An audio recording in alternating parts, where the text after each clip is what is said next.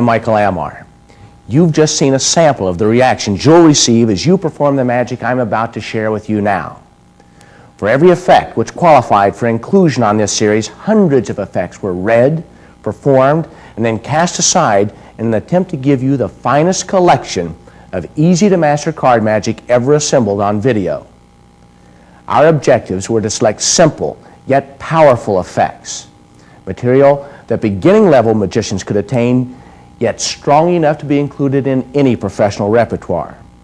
Because our criteria for selection was so carefully constructed, all you'll need is a small handful of the effects from this series, and you'll be able to astonish people. Each learning segment will begin with a performance set that combines 2 or 3 effects that work together well. Following the performance segments, you'll learn exactly how to perform the effect just as you've seen it, along with the insights beyond the techniques that make these effects classics. Perhaps you, like many others, will consider these to be the real secrets to achieving the desired effect. You know, magicians are trained to look at things in an unobvious way. Now, for example, let's take the 4 aces here. Now, a lot of people don't realize there's a lot of ways to turn a card over. Now, see, that's something most people don't think much about. You didn't think much about that, did you? So you could turn a card over sideways, like a book. Another way to turn a card over is in for in, just like this. Only a magician can actually turn a card over inside the spaces between the cards. Now, that sounds like an interesting thing to think about, doesn't it? Right. It keeps me up at night. Now, here's how we do it. We take the cards just like this, and all we do is twist. And just in twisting the cards just like that, one card turns itself over. Okay? Now, you probably didn't know what to look for, but now you do, and I'll do it again. All we have to do, square the cards up, give them a little twist just like this. The ace of hearts had turned over before, the ace of hearts turns over, and now the ace of clubs turns back over. Oh, yeah, now. now you know what to look for. There goes the ace of clubs. I'll try it now for the ace of diamonds. All I have to do is twist the cards just like this, and the ace of diamonds turns itself over. Okay? Now, that's 3 aces. The only one that hasn't turned itself over is the ace of spades, and the ace of spades is a little more tough. See, the ace of spades doesn't work automatic. You can't just cause the ace of spades to turn over just by twisting. See, that doesn't do anything. The ace of spades, you actually have to command to twist over. And all you have to do is get it to snap to attention, and just like this, the ace of spades turns over. Okay. But now let's try something a little bit different here as far as the aces are concerned. You had to follow the clubs, hearts, spades, and diamonds. That was kind of a warm-up for what's going to happen now. May I ask a favor of you? Hold out your right hand flat, kind of table like there, and I'm going to take the first ace, the ace of spades, and I'll place it onto your hand just like this. Now the next ace, the ace of clubs. I'm going to try and confuse you a little bit, but don't let me move too quick. Watch everything that I do. I'll take the ace of clubs, and I'll place it not here, but here. Okay, now which ace is on top? Is the ace of clubs on the top or on the bottom? On the bottom? No, it's the ace of, no, the ace of spades is on the bottom. The ace of clubs is on top. He's got the hearts and diamonds. Show him. So don't tell him how that was done. You know, this is one of those things that can actually be taken to an extreme. The idea of things turning over inside of a small space. Let's take some random cards here. Let's see. Well, we might as well take the 2 9s here. Okay. Let's take the 2 black 9s. Maybe you can do me a favor here. Now, there's 2 different ways to fold a card in half. I could fold a card in half along its length, like this, or you can fold a card in half along its width, this way. Do me a favor, fold this in half along its width and crease it. And I'll fold this one along its length, and I'll crease it here. Okay? 2 different ways to do one thing. Now there's two different ways to actually put a card inside of a card. I could put a card inside like this, or I can put a card inside like this. I could turn cards inside out this way, or I could do it by magic. I think I'll try this one by magic. Watch the 9 of spades. Okay, watch the 9 of spades. All I have to do is push. And the 9 of spades will turn itself over while it's trapped inside of the 9 of clubs for its entire length. Now I'll do it again. All you have to do is push. And it turns itself back over for its entire length while it's still inside of the 9 of clubs. The interesting thing is I can actually isolate the very point of inversion right there. You see the card halfway inside out, just like this. The amazing thing is I could actually trap the process right there in the center by tearing the cards in half. There'll be no question as you set it down, and you'll see half the cards in and half the cards out. And I can't even figure that out myself. Oh. That was excellent. This is the explanation for Vernon's twisting the aces. This was the first routine that Vernon ever developed which made use of the Elmsley count, which was originally known as counting 4 as 4. This is such an important move that we're going to spend a little bit of time on it now. You need 4 cards, of course. In the Elmsley count, it's the third card from the top which is invisible during the process of the count. Elmsley originally did the count at the fingertips this way. What would take place is you pull the top card off. It's the pad of the right thumb pushes the top 2 cards over as one. Fairly easy thing to do, as the pads of the right fingers just hold the bottom card and the thumb pushes over. As you come back, the left hand will leave its card underneath the pack as it takes these 2 cards, of course concealing that third card, counting 2 and 3 and then 4. That moves the card that's hidden from the 3rd position to the 4th position. I'll do that for you again. What takes place at the tips of the fingers, the left hand pulls off the top card, the pad of the right thumb pushes over the 2 cards together. As the left hand comes back, it leaves 1 card, taking 2, then coming back for 3, and then 4. The count has been modified currently to be done from more of a dealer's grip position than what may seem to be an odd grip here. But in a minute, you'll see how cleverly routined the Vernon routine is to put you into that position automatically. But let me spend just a moment on the dealer's grip Elmsley count. Holding the cards in the left hand, the left thumb moves 1 card up, leaving the block of 3 here as it continues counting 1. Then the left thumb pushes its block of 2. The left hand comes back, takes the 2 cards together, saying 2, having left that bottom card there, 3, and then 4. Once you learn the Elmsley count, there's many routines that you can do with it, but probably the most famous is this one right here. You set the cards up in what is called the chased order from the top down, which is clubs, hearts, spades, and diamonds, C-H-S-D. You turn the packet down and you show the 4 cards. You're going to do a triple lift to show the ace of spades. So you do a triple lift, saying that's one way to turn a card over is side to side. Now you're going to tilt your hand just slightly back, killing the face of this card. As you say, another way to do it is end to end. As you do this, you turn the ace of spades face down. In essence, what you've done is secretly reverse the ace of clubs and the ace of hearts. From this point, you do the twisting movement developed by Vernon, which, as you'll notice, puts the cards immediately into Elmsley grip for counting 1. Now you'll do the Elmsley count to show the first ace, 3 and 4. Now that puts the first ace shown into the position to be concealed as you then reveal the ace of clubs on the next count. So you do the twisting movement again, and do the Elmsley count again. 1, 2, 3. Now on the fourth count, you take the top card and put it onto the bottom.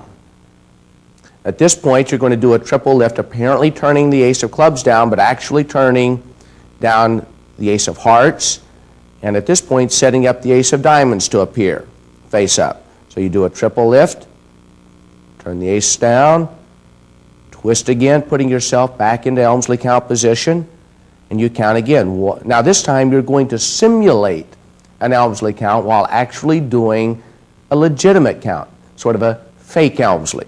So you count 1, 2, 3, 4.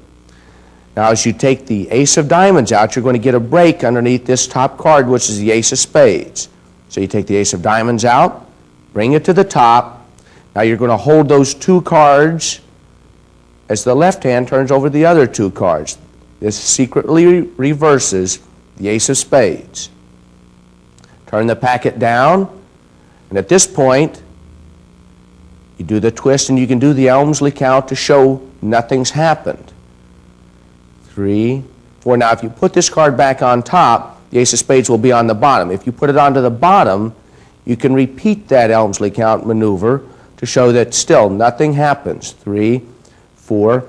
Vernon would then place the fourth card onto the bottom, snap the cards, and then dramatically spread the cards to show that the fourth ace has reversed itself right in the middle of the pack. That's the explanation for Di Vernon's classic Twisting the Aces.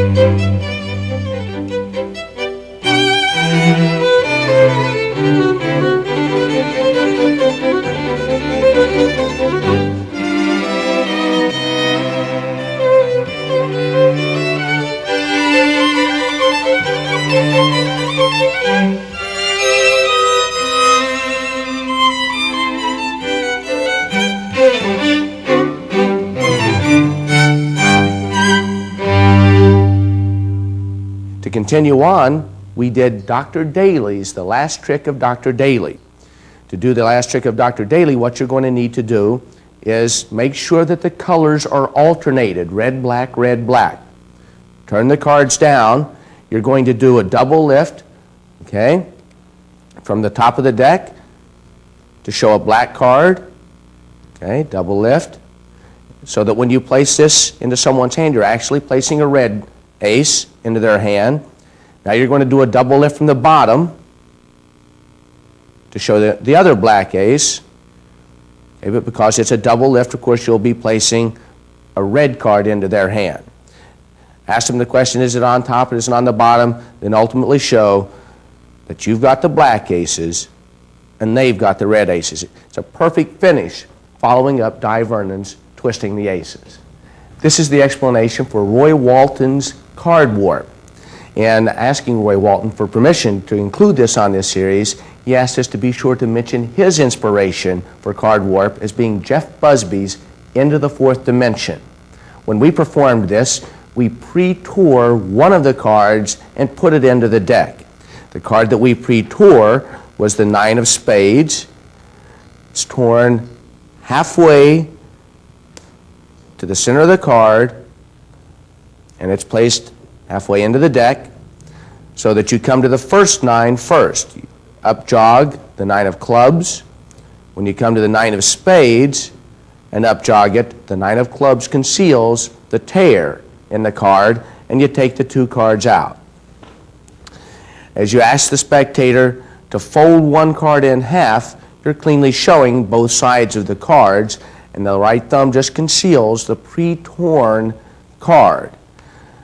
The spectator will fold their card in half along its width. You fold your card in half along its length and crease both cards. Now, as you place the 2 cards together, what you're going to do is allow this card to go down in between here, so that when you open this card up, in essence, you're taking this card this way, under cover of the top card being reversed, which sets up the entire effect. Okay, as you can see, now you've got the situation that allows the card to reverse itself as it passes through the other card. You show the card all around, push it back through it, reverses itself again. You can go all the way up to about that mid-range, push it back through. At this point, you can take it up to the corner. I hold it right at this edge, and I bring the cards right to there so that they seem to get a very clear picture of the card reversing itself right in the center. Then to conclude, all you have to do is center the inside card, tear the card in half like this, and that cleans up your setup so that you can set the card down, and you've got a perfect reversal, and you've destroyed the evidence. Now, that was explanation for Roy Walton's card warp.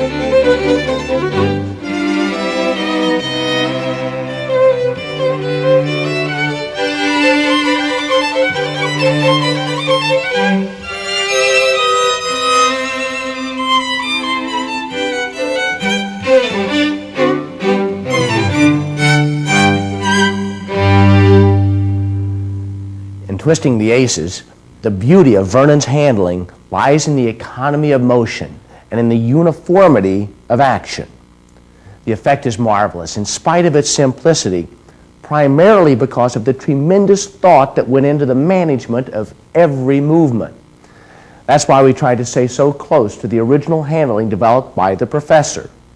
So while I always encourage people to put their own personality into the presentations that they'll ultimately use, it's also wise to learn the exact handling of such classics as this and perform it that way until you feel you understand why it works the way it does.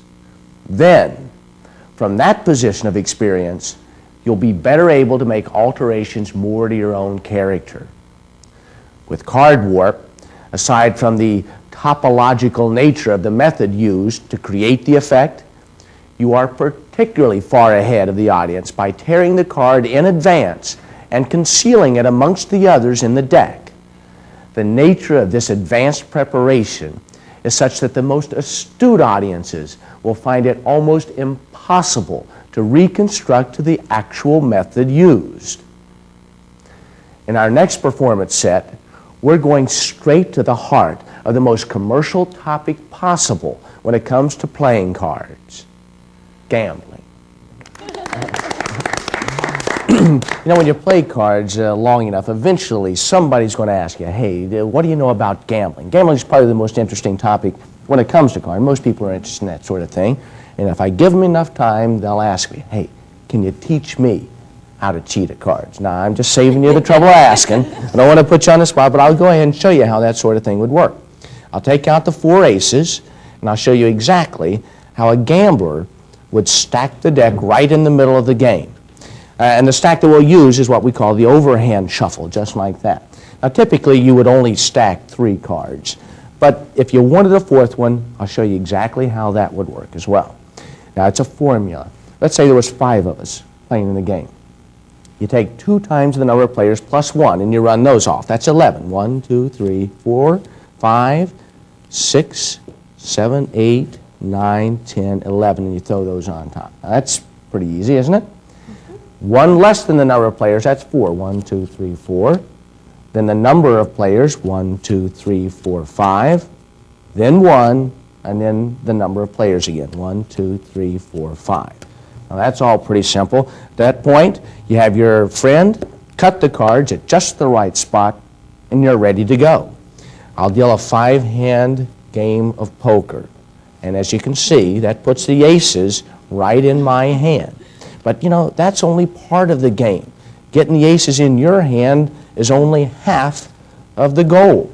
The main thing that you want to do is make sure that these guys, in this case, really getting just random cards, you want to make sure that these guys are enthusiastic enough about the game to be willing to put money into the game.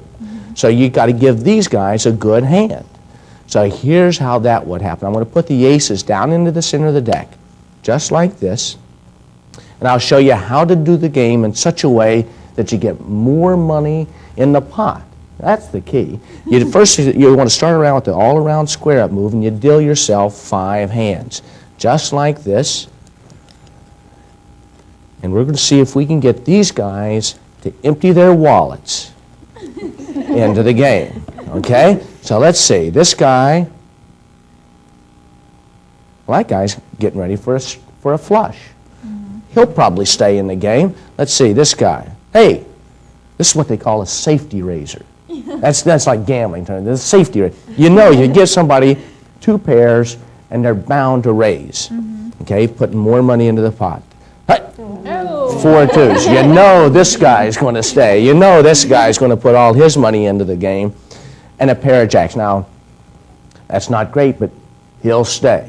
He'll stay and he'll play, and well, that's not a good start, but, well, this is draw poker. Draw poker, right? You get to, now, if we were playing draw poker here, and let's say this was your hand, and you were going for a flush. Now, you'd probably what? Take 1? You'd probably take 1 card there, get rid of that one.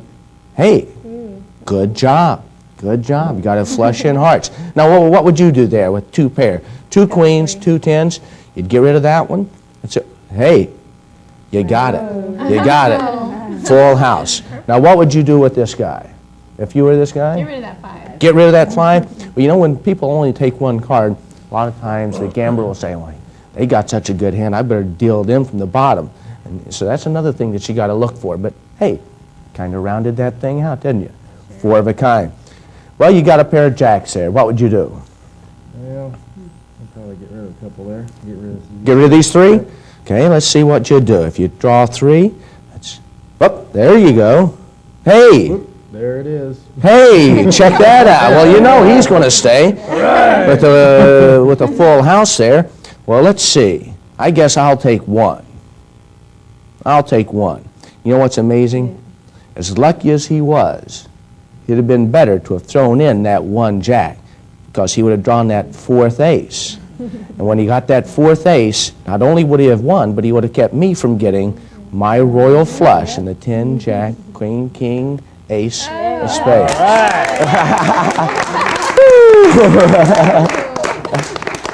I'd hate to play cards with me. When you play poker, a lot of times like that, you know, it's not just a matter of getting a good hand. There's other things. You have to control your body language. That's a really important thing. Because you can give away what you got in your hand just by the way your face looks. There's been books written on this. It's called, you know, they call it a tell. That's what they say. They say keep a poker face. So, you know, they don't mean don't have a face like a poker. They mean don't express things with your face so that people can tell what you've got. I'll show you how that works, basically. Pull out any card at all and show it around, and I'd like to have you pull out any card at all and show it around. Make sure that everybody knows what the card is. Okay, now here's what we're going to do. I'm going to have you, now the important thing is to not react in any way when you see your card again. Okay, that's the most important thing. Return your card to the deck there, and I'll give the cards a cut, and let's see, how about put your card in anywhere? Right there. There we go. Now here's what I'm going to do.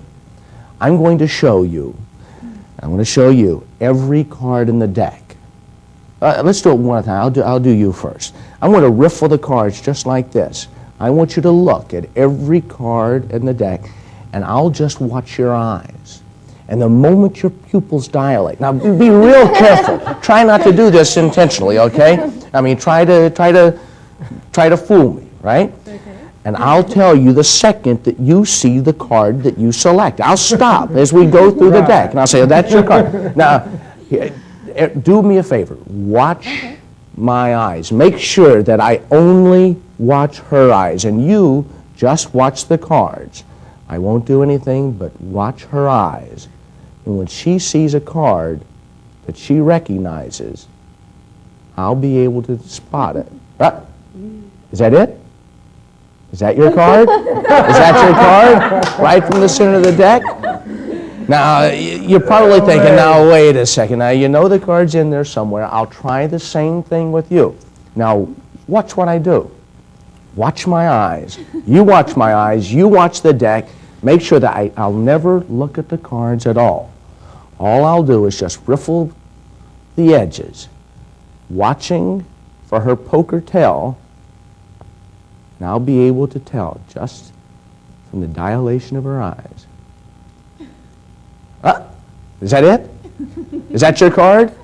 Right out of the center of the deck? I don't even have to know what the card is. You can pull it straight out from the center of the deck. So listen, when you play poker, be sure to be careful. You get poker face. You watch them in the eyes. That's how you tell. That's how you know. This is the explanation for Vernon's poker deal, which was published in the Vernon Book of Magic. This poker deal requires a 27-card stack, which we're going to show you on your screen now.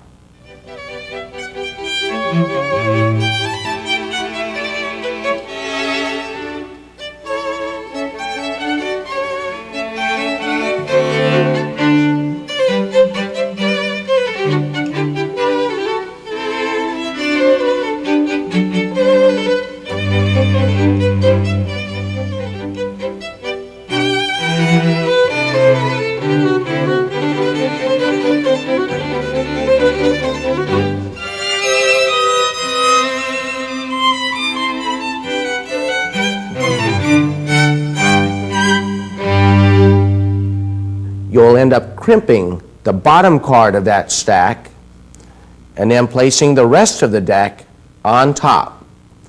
You'll need every card in the deck. All 52 cards are required for the deals to come out right.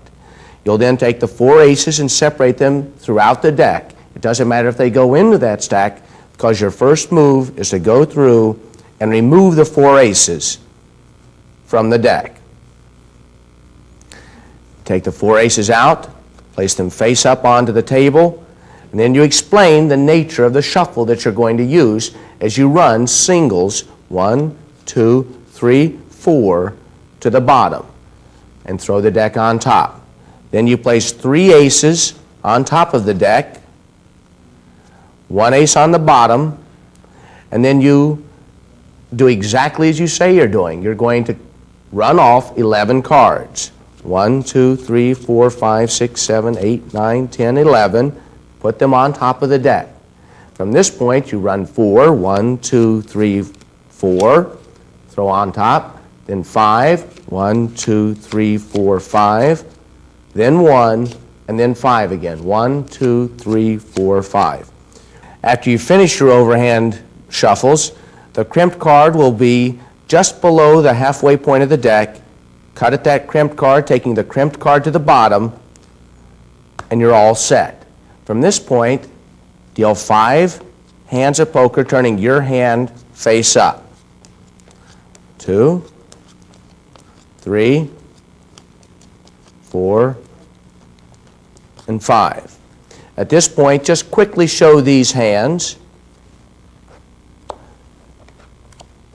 as being indifferent. Gather them up. Add to that stack the last card that came to this hand and square these up. At this point, the first card on top there will be the ace of spades, followed by the other 3 aces, and then the rest of the deck. From this point on, all you have to do is repeat the deals. This time, dealing yourself face down. The little patter in between, talking about gambling, poker, and all this. At this point, square your hands up and just give a flash of the 4 of diamonds on the bottom. Set your hand down and then start talking about the hands that you've dealt the other players. Talk about the flush that you've dealt, 2 pairs, the 4 twos, and the pair of jacks. It's a natural thing to discard 1 card. You give them their flush, discard another card, give them their full house. Now at this point, Vernon either gives them the choice of holding that hand, because if you do draw to that card, you'll ruin your stack if you take the top card. So at this point, what you want to do is take the bottom card. You say you've got to be careful about watching for the bottom deal, and that retains your stack for the big ending. They'll discard 3 here. You'll deal the 3 aces. 1, 2, 3 aces, giving the final player a full house. Turn your hand up, discard the 4, draw yourself an ace, and then show your hand as being the 10, jack, queen, king, ace of spades for a royal flush ending. This is the explanation for Al Baker's poker face. In writing up the explanation for this, Al Baker said, "I know of no other trick that requires so little skill and yet generates as much comment as this one. All you have to do is use a corner short. You create a corner short by taking a pair of fingernail clippers and just clipping a little bit off the card at the index corner, clipping a little bit off the index corner here, and returning that card to the deck. Once you do this, all you have to do is hold the deck by its corner and riffle, and you'll automatically stop at that short corner. So all you have to do is have 2 cards selected. You can have your short corner on top, have them return their 2 cards right on top of that short-cornered card, and then just riffle the edge of the deck. You don't even have to look at the cards, just look them straight in the eye, and when it hits that short corner, it'll stop automatically. Remove that card. The next card is now in place. All you have to do is riffle the edge of the deck again, look them right in the eye, you'll hit that short corner, boom, that'll be the second selection, and then you hand them their selected card to conclude Al Baker's poker face. With the Vernon poker routine, there is inherent emotional interest in almost anything related to gambling and card matching. But beyond that, Vernon has created an interesting an entertaining storyline that will fascinate anyone, whether they personally gamble or not. And the real secret to Poker Face is that the spectators are more than just eyewitnesses to something you do. Rather, they themselves become part of the very essence of the demonstration because of their personal involvement, whether it's through the animation of their eyes or the twitching of their faces. As a result, they create the magical atmosphere that gives an effect like this more oomph. In spite of the name, this effect's real secret is the expressive faces that the audience members themselves portray. Now, we're going to see what some consider to be the finest self-working card effect ever. And after that, we'll share with you an effect from the repertoire of many top professionals from the 1800s. But don't worry about the age of the effect, because that's the best part. It's so old, it might as well be brand new. Well, thanks. This time I want to try something a little different. You know, I've had a lot of people picking cards and finding that sort of thing. I want to do something different. I'd like you to pull off, just cut off a small packet of cards, 10, 15, 20, okay. Any number at all. Okay? Now I'm going to turn around. You can make sure that I don't want, but what I want you to do is count quietly so that I don't know the number, okay? Count how many cards you've cut off, okay? And you can watch to make sure that I don't watch her, okay? Now there's no way I could have known how many cards she was going to cut off. No way that I can know the number of cards that she's counting now, unless, of course, I watch this tape later. And that's not going to do me much good. It'll be over, okay? Do you have that done? Okay? Now I'm going to count off. I'm going to make a row of cards just like this. And we're going to use these cards in a second. Let's see how I'm doing here. There's 3, 5, 10, there's 13, 14, 15, 16, 17, 18, 19, and 20. I'm guessing that that's more than you've cut off. So what I'm going to do is I'm going to count like this, and I'd like you to remember the card that falls at the number that you've cut off. Now that's a pretty random way to come about a card. Okay. And here we go. 1, 2, 3, 4, 5, 6, 7, 8, 9, 10, 11, 12, 13, 14, 15, 16, 17, 18, 19, 20. You got a card? Got my card. Keep that card in mind. I'm going to gather these cards up, and I'm going to have the cards themselves tell me the card that you just identified and remembered. You got it in your mind? Mm-hmm. Okay, and you can even overhear what I'm doing here. See those little... that's what I'm doing. Oh, let me think. It was the ace. It was an ace, wasn't it? Ace, ace of. Did you get that? The of. Yeah, ace of clubs. Ace of clubs. Was that your card? My card. Hey, I'll tell you what. Right. Now, you may think that maybe that's a sleight of hand kind of thing. It's not. It's not a sleight of hand thing. See, I knew that you were going to get the ace of clubs. You did? Oh, yeah, I knew it.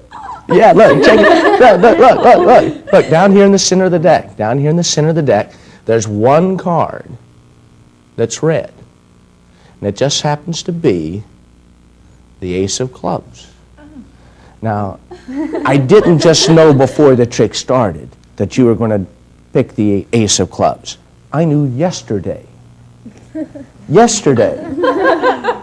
Even before now, yesterday, that you were going to pick the ace of clubs. And that's when I wrote, what am I talking about? I wrote inside of there the ace of clubs to prove that I would know that you were going to cut to the ace of clubs. Now, I can figure that. As a magician, I can say, okay, yeah, I can see how that can all happen. But here's what I don't understand. There's no way I could have determined the number of cards she was going to cut off. No way I could have influenced that. You cut the cards anywhere you wanted. But this is what I don't understand. How the one card that she cut to turned out to be the ace of clubs. That's what I can't figure out. And don't tell me how you did it. Don't ever tell me. That was a good thing. That was a good thing. I don't even want to know. I don't even want to know. Let's see. Let's try something here. Would you pull a card out for me? Okay. And I'd like you to show it around. You got it? Now, would you like to change your mind about that card? No, you're happy with the mind you have? I'm very happy. Yes, it's a joke. Okay. I'm going to mix the cards inside the deck just like this, and I'm going to put the cards inside of the card box. Now, that's all pretty fair so far, isn't it? Yes, sir. Okay. I'm going to close the cards inside of the card box, and I'm going to take out my pocket square. Now, okay, no doves inside of there, no rabbits, no funny stuff. Make sure that's just exactly what it seems to be. Regular old run-of-the-mill pocket square kind of a thing. Okay, what I want to do is I'm going to take the deck and I'm going to wrap the deck up with that pocket square. Okay, so that there's no way that I can manipulate the cards. So I'll wrap it here, wrap it there, and I'll wrap it around here. This is going to be a hands-off card trick. See, once I wrap it inside the handkerchief just like this, all I have to do is give it a tug. And now the card, amongst all those cards inside of the box, has identified itself as being the card that you had selected. And if I go like this, it's now identifying itself. It's isolating itself. It's in fact passing straight through the cards, straight through the card box. Hold on to that if you would. Let's see. Was that the card that you had selected? The King of Clubs? Now make sure that there's no way that it could possibly have gotten out of there. As you can see, just like that, one card only inside, and that was, in fact, the only King of Clubs that we had. But you know, sometimes people think, I want to be absolutely certain this time. Sign your name across the face of that King of Clubs for me. That way, every time you see that King of Clubs, there'll be no question. That's the King of Clubs that we're talking about, right? Okay, and let's put this back on top there. And I'll cut your card down inside the deck. Now, you've got one card identified and their name signed across the face of it, right? Now, there's little chance that the card that she just signed would have come back to the top of the deck, but let's make absolutely sure. It wasn't the Ace of Spades, was it? Your card wasn't the Ace of Spades? Well, here's what I'm going to do. I'm going to take the Ace of Spades and I'm going to place it right inside of the card, of the handkerchief, so that it's isolated from the edges. There's no possibility that I could get down inside of there to cheat. And I'm going to gather it up just like this. Now, here's what happens. All I have to do is pull once, twice, and 3 times. I pull the Ace of Spades right through the handkerchief. But do you hear? There's something inside. Hold out your hand for me. Hold out your hand for me. Let's make absolutely certain. Now, there's one card inside. You'd signed the King of Clubs? I got it. Oh my God. This is the explanation of Overkill, created by Paul Harris, Alan Ackerman, and Emberg. You begin by writing, you will select the Ace of Clubs on the flap of the card box. You put the Ace of Clubs on top of the deck, and the 21st card down from the top is the red-backed Ace of Clubs. You set the deck to you set the card box to one side and have the spectator cut off a small packet of cards. And then they reverse count those cards, which will put the Ace of Clubs on the bottom of their pack. In this case, 1, 2, 3, 4, 5, 6, 7, 8, 9, 10, 11, 12. And they'll keep that packet over to one side. At this point, dealing from left to right, you'll lay out 20 cards. As you do so, you have to tilt the pack towards you to some extent so that they don't see that red-backed card being dealt down.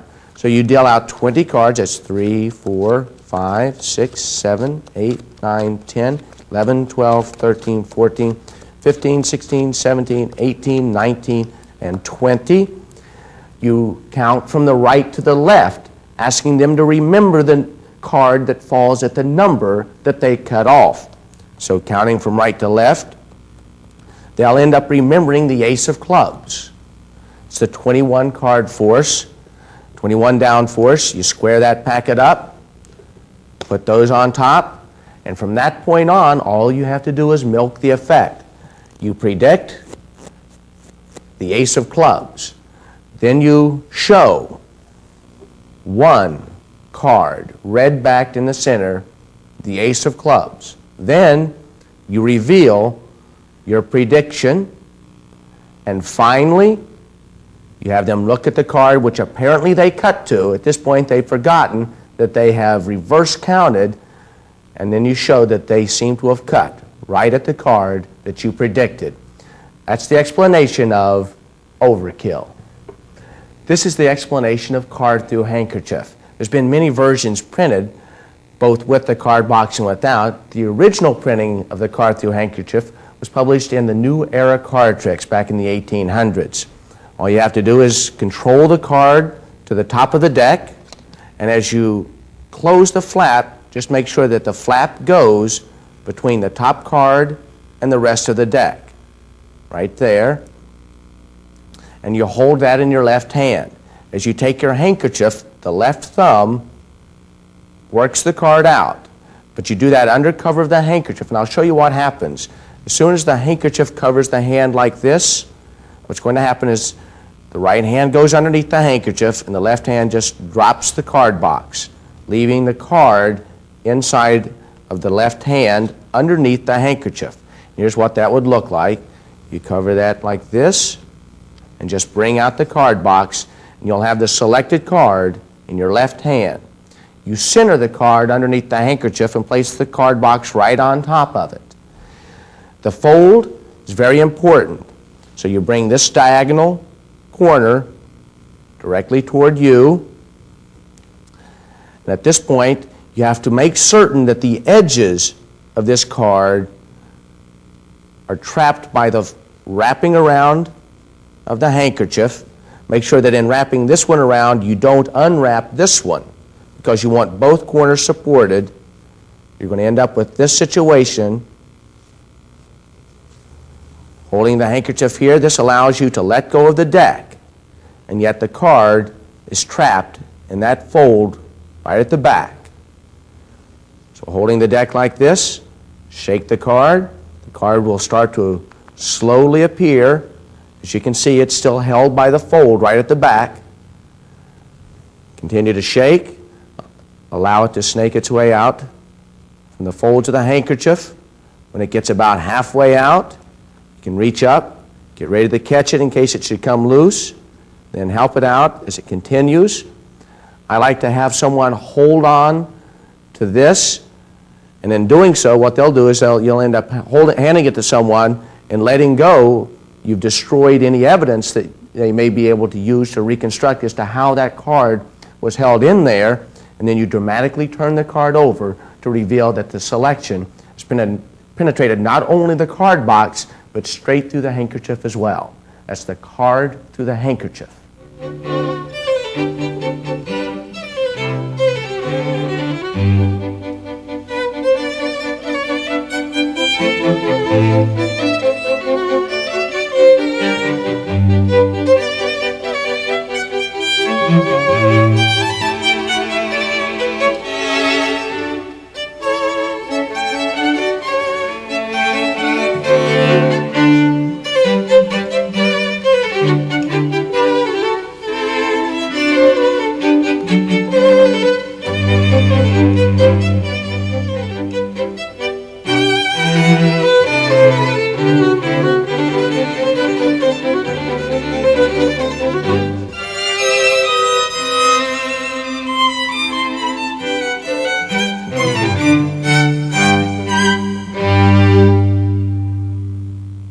This is the explanation for Endfield's Card Penetration and Change, originally published in Entertaining Card Magic. When we called and asked Endfield for permission to include this in this series, he reminded us that we should point out that Bob Hummer created the switch into the handkerchief, which is used in the routine. It makes a perfect follow-up for the card through the handkerchief.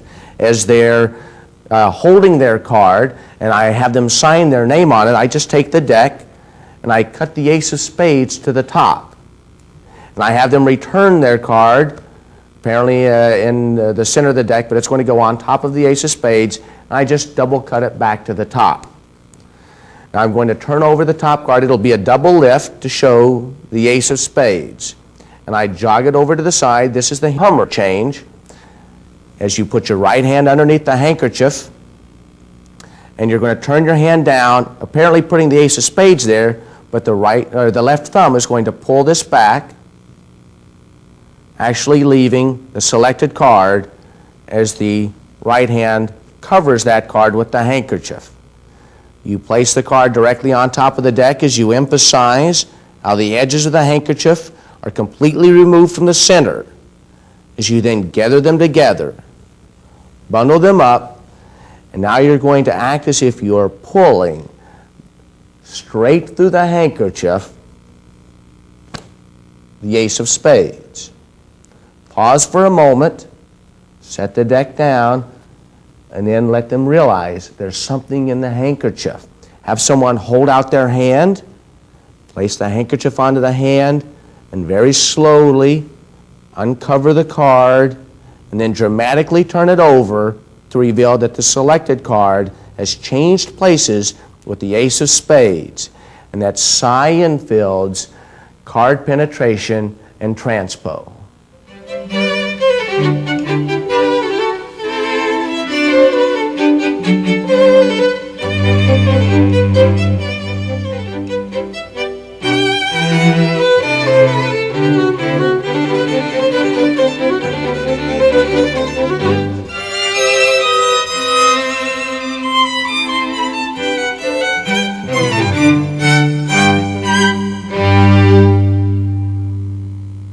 The real secret to the success of Overkill is expressed in the name of the effect itself, Overkill. The multiple revelations literally assault the spectator, overpowering their mind as each new disclosure compounds the impossibility of what takes place. With the card through the handkerchief, once again, it's the clever combination of concepts that produce a single, powerful result. The stealing out of the card from the box is very deceptive, and when you combine that with the clever help of the particular fold of the handkerchief to hang onto the card, you are able to bring a beautiful, hands-off quality to the final appearance of the selection. With the card through handkerchief transposition, while this particular effect has more of a hands-on quality, the two routines combine into a very strong set, because the basic effect, which is solid through solid, is rarely seen in card magic. This distinction from the more common effect of simply saying, "That's your card," makes both of these routines ideal additions to any repertoire. In our concluding performance set, I'm happy to say that we'll be addressing two of the most popular plots in the entire realm of card magic. I hope you'll enjoy them. All right. Every now and then when I'm doing tricks, somebody tries to mess me up. You know, they'll say, well, that's not my card, or that's my card, and to see if I can, just how I would recover. It's gotten to the point where I can tell whether or not somebody's telling the truth when they say, that's it. I'll give you an example. Pull out any card, and I'd like you to show it to everyone else. I won't look. Got it? Yeah. And return it back to the deck. It's as good place as any. Now here's what I'm going to do. I'm going to show you several cards. Every time you see a card, you say, that's it. Okay. Okay? And I'll tell you when you're telling the truth. Okay. Okay? Even if it's not your card, you say, that's it. Okay. Okay? That's it. That's pretty good. That's pretty good. All things considered, I almost believed that. That's it. No, I said, not quite. That's it. No, I'm not so sure. But you know what? I'm getting an instinct. I got a feeling that this is going to be the one. That's it. Is that it? Say it again. Say it again. That's it. I believe her. That's it. What was the name of your card?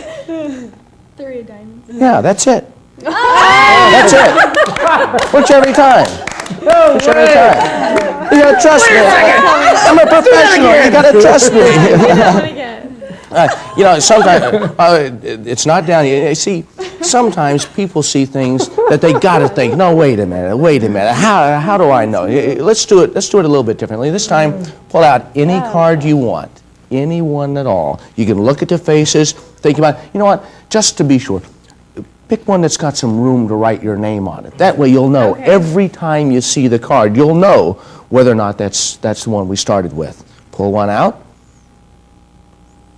There you go. Write your name right across the face of it. Okay? And why don't you put today's date on it? It's, the 10th, and it's 1994. Yeah, it's a pretty long trick. There you go. Now, every time you see that card, there's not going to be any question in your mind. That's the card we started with. Now, the reason I go to all this trouble to make certain is because this trick could pretty easily be explained if you even suspected that I had more than one of these. Like I took an ace of diamonds from another deck, it'd be easy to explain this trick. It's real simple. But when you know there's only one, oh, it's a pretty neat thing. Okay? Okay, here goes the ace of diamonds. I'm going to place it down into the middle of the deck. Okay? Now, it's not on top because I haven't done the move. But when I do the move, just like this, the one card that you signed jumps right back to the top of the deck. Now, see how easy that would be to explain if you thought I had two of them? But when you know I've only got one, it becomes a pretty neat thing. Huh? Now, I'll show it to you again, because a lot of people, they don't know what to look for the first time.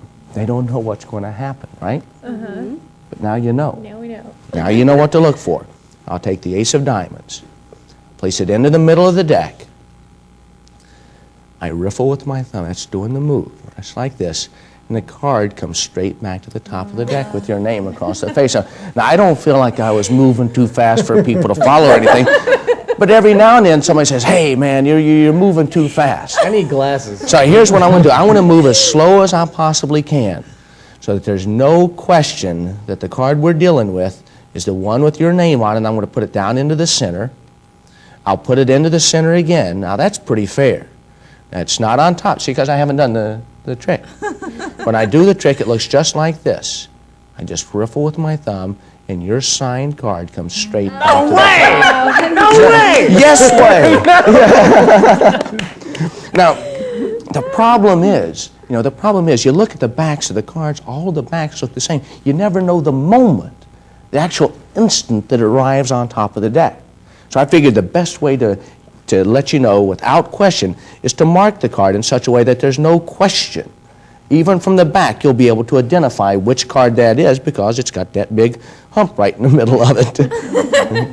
Now, here's how it works. I put it straight into the center of the deck, just like this. I riffle like this, and I snap. And you actually see the card appear on top of the deck. And it's got your name signed across the face of it. And I can't even figure that one out. All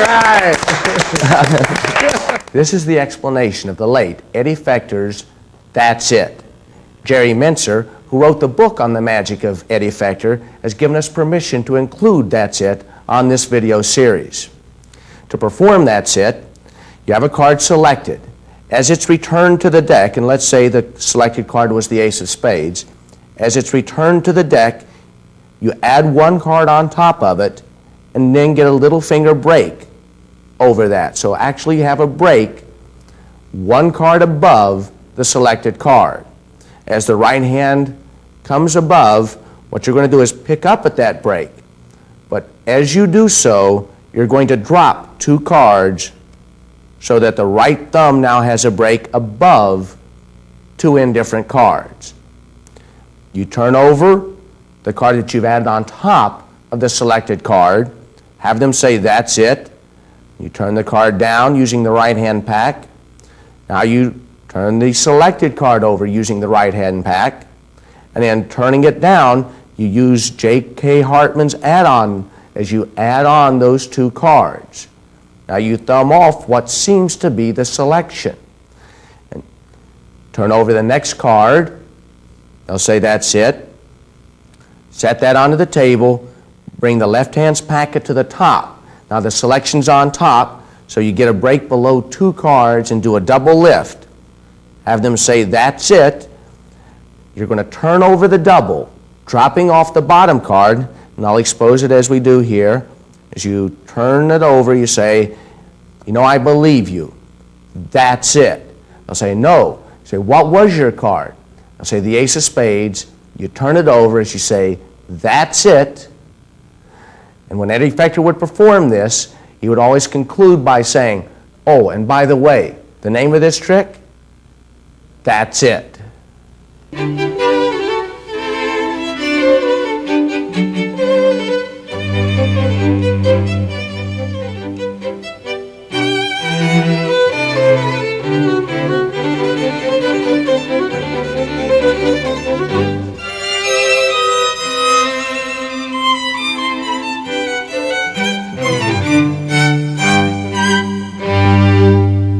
This is the explanation for the ambitious card routine. In my particular routine, while the spectator is signing the card, I just reverse the top 2 cards of the deck. I don't do it in any fancy way. There's plenty of misdirection. As they're signing, I just turn over 2 cards. And I just turn the deck towards myself to conceal that from the audience. I pick up the signed card and I put it right on top of those 2 face-up cards. So now, in essence, I'm 3 cards ahead. I do a triple lift. It's easy to turn over a triple. Place the top card into the center of the deck. As I'm pushing it flush, I get ready in advance for the double lift to come by getting a break under 2 cards. Then I push the card flush. Then I do the riffle so that I'm easily able to go into a double lift to show the card back on top. I use the Vernon double lift by keeping a break. You create the illusion that the top card is being pushed over by the thumb. Actually, the 2 cards are pinched between the thumb and the middle finger as they're pushed over together, and then the right hand pulls it and flips it over. Place that card into the center of the deck, do the riffle, turn over the single card in the same way that you turned over the double and the triple to show the cards back on top. Now we'll do the move that's credited to Ed Marlowe. As you buckle to get a break above the bottom 2 cards, the right thumb picks up that break. As you kick the top half into the left hand, turn over the ace of clubs, push it forward. As you push it forward, you drop off the 2 cards from the bottom as the left hand turns palm up to show the selected card. Push it flush as the left hand turns back and pushes over the top card inside the right hand's packet. Put the right hand's packet inside the left hand's packet. Show that the card isn't on top, which allows you to get that break, setting you up for the double lift. Riffle. Do the double lift to show the cards back on top. This sets you up for the pop-up move where the bent card comes back to the top. This particular move was published in Expert Card Technique with no credits, but you have a double card. You put a severe crimp in it, like this. Place the double card on top. Now, what you're going to do is thumb this onto the top of the left hand's packet, and as you do so, the right index finger makes sure that the selected card doesn't reveal itself, and you show the bent card going into the center. Place the packet on top. The thumb and the middle finger holds the crimped card flush on top of the deck like this, so that when you snap your fingers, boom, it visibly pops back up onto the top. You turn it over to show that it is the selected card. And here's an idea by Larry Jennings. You put that bent card face up onto the top, and you riffle like this. That removes the crimp from the other card that's in the deck while reinforcing the crimp in the selected card, and that's the perfect ending for any ambitious card routine. I hope you'll use it.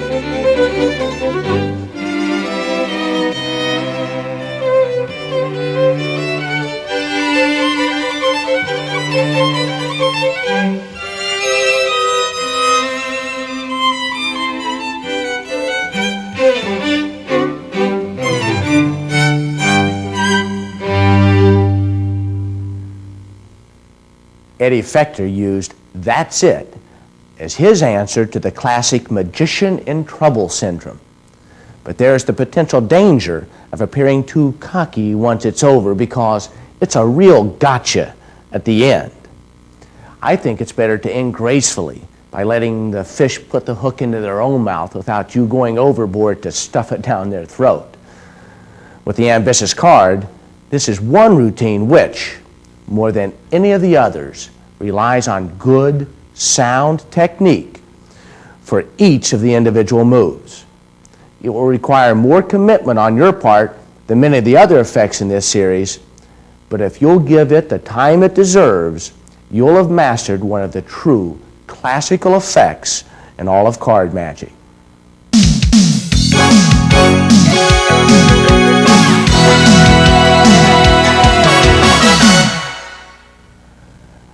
Our goal, all through this series, has been to give you the maximum value for your investment. For that reason, we are giving every owner of this tape the props necessary for actual performance of the following bonus effect.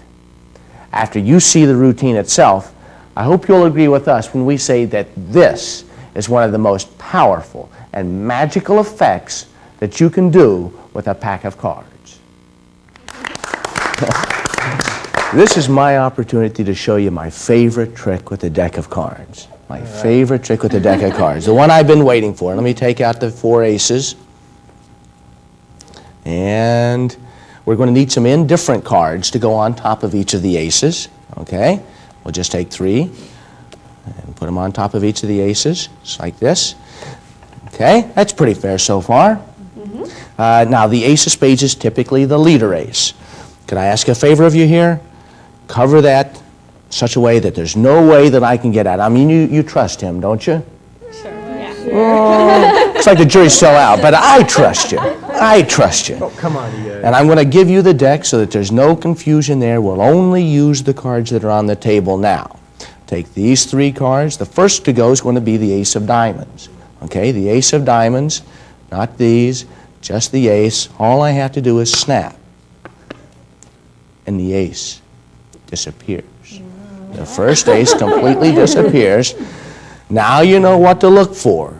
Now you'll know what to look for as I do it again.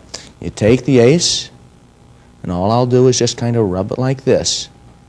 And the next ace disappears. Oh, no. It's 2 aces gone. The next ace to go is going to be the ace of clubs, so now you'll know what to look for.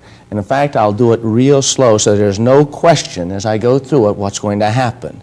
So you'll see the ace, and now you don't. Wow. You see, it's changed completely. Just like that. That's 1, 2, 3. The final ace is gone. You've had your hands on top of that pile. There's no way I could have done anything funny. Not a chance. I got it. What the heck? Let's take a I don't look. think I will let him go. Just for the heck of it. Open up. All right. Let's see. There's 3 cards in there. There's the ace of spades, and by golly, there's the ace of clubs, the ace of diamonds, and the ace of hearts. That's amazing. That's amazing. This is the explanation for your bonus effect, MacDonald's aces. We used the aces for this particular routine, but with your videotape, you may have gotten the jacks or the sevens, whatever you have. Of course, you just rationalize it by saying, have you ever heard of the famous flying tens or something like that? Each set of double-faced cards, of course, has indifferent cards on the back. The first thing you'll want to do is remove those duplicate cards from the deck that you're using so that you don't end up with running into those particular cards. You set the duplicates that are going to vanish in the position from the top of the deck. You have one set of threes, two set of three sets of threes, and then the three aces that you're going to end up placing on top of your leader packet. Distribute these through the bottom half of the deck, and the leader ace you just run into before you get to your stacked aces there. Take out the pack, thumb through, remove the first three cards. In this case, the aces. You come to the ace of spades. You place that to the far right, turn the packet down, and then start putting the indifferent cards. You can flash the first three sets, of course. Just be casual like this, and then ultimately you get to the three cards that are going on top of the leader packet. Of course, don't flash those, just set those there. Some of you may want to give the spectators the chance to select the ace that they put their hands on and just use equivocate to make sure that they end up covering the ace of spades. But if you don't want to deal with that, just have somebody place their hand on top of the leader packet. Then you take the first pack, turn it face up, place the first ace on top of it. You're going to do a double lift. So in picking up the ace, I just get a break under one card, put the ace on top of it, do a double lift, flash. Now you're going to be setting down. You've now exchanged this indifferent card for the double card. Toss it to the table, show, and then the first ace seems to disappear. It's the vanish of the first ace. The second ace works pretty much the same way. As you turn the packet face up, get a break underneath the top card, put the ace on top, do a double lift. Now you just fan the cards out. This is going to be, of course, the double facer now that's now indifferent card side up. Use these three cards to kind of rub that ace. What seems to be the ace then has changed. That's the vanish of the second card. For the third vanish, you pick up the ace, get a break under one of the cards. So now you're holding a double card. The ace here and an indifferent card. You turn these two cards over, place this out jogged is one way that you can do this. And you can actually turn this over to show the ace with the back. Push it flush. Now you do an Elmsley count. On the first Elmsley, they see the ace of diamonds. That puts the ace of diamonds in the position to be hidden by the next Elmsley count. So now when you do the next Elmsley, it seems the card has changed.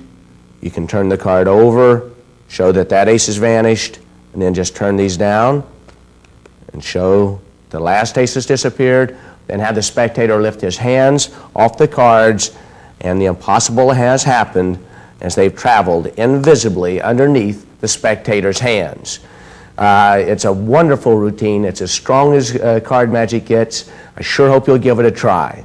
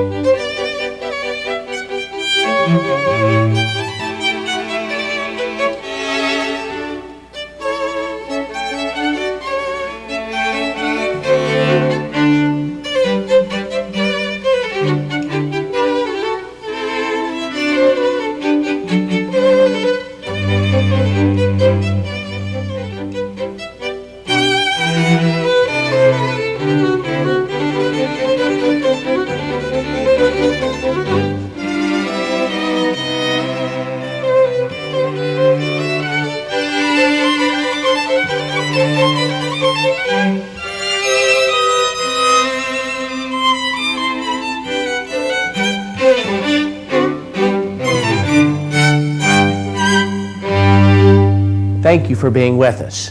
And thanks again to the many creative minds who have so generously contributed their material for this project.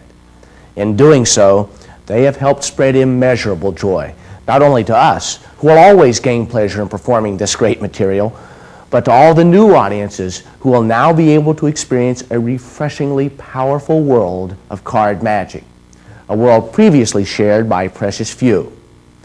I like to see this sort of contribution as the lighting of a candle that will, hopefully, burn brightly long after we're gone.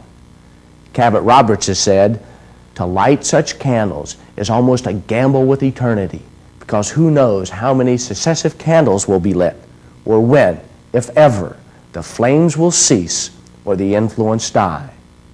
I hope you'll rewind this tape and grab yourself a deck and then go out into that wide world and start having fun.